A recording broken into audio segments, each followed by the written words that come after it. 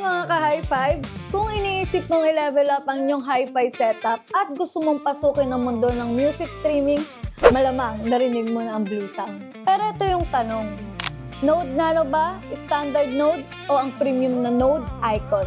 At syempre, ayaw din naman natin gumastos ng sobra kung hindi naman natin mamamaximize, di ba? Kaya sa video na to, tutulungan namin kayong malaman kung alin sa tatlong Bluesound streamers ang swak para sa inyong setup, budget, at listening style. Tara, simulan na natin. Pero teka muna, para sa mga nagtatanong, kailangan ko ba talaga ng streamer? Simple lang. Ang streamer ang parang DJ at utak ng iyong hi-fi system. Siya ang nagkokonekta ng Spotify, Tidal, Cobas at iba pang mga music services papunta sa amplifier at speakers mo.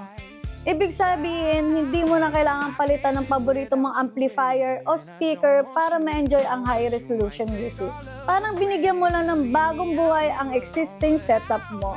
At dito talaga nakilala ang Bluesound.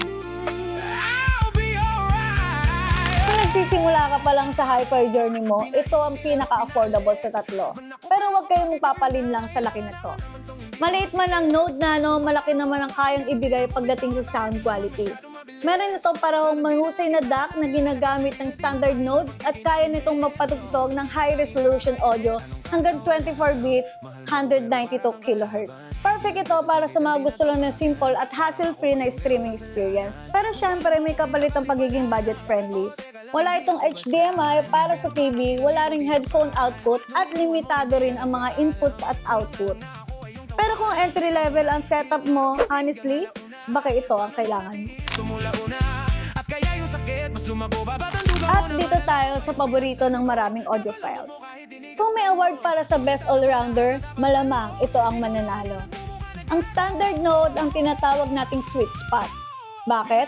Una, gumagamit ito ng premium ESS Sabre DAC para mas refined na tunog. Pangalawa, may HDMI eARC na, ibig sabihin pwede mo na itong i-connecta sa TV at mas mapaganda pa ang movie nights nyo. May dedicated subwoofer output din kaya mas madali kung gusto mong dagdagan ng konting bass ang setup mo. At para sa mga mahilig mag-headphones, meron na rin itong 6.3mm headphone jack. At kung gusto mong i-fine-tune ang tunog ng system mo ayon sa room acoustics, compatible pa ito sa Direct Live. Kaya kung balak mo mag-upgrade pa in the future, ito ang klase ng streamer na sasabay sa paglaki ng iyong system. Ngayon kung seryoso ka talaga sa audio at gusto mong marinig ang bawat detalye ng recording, welcome sa VIP section. Ito ang Bluesound Node Icon, premium ang build, premium ang features at premium din ang performance.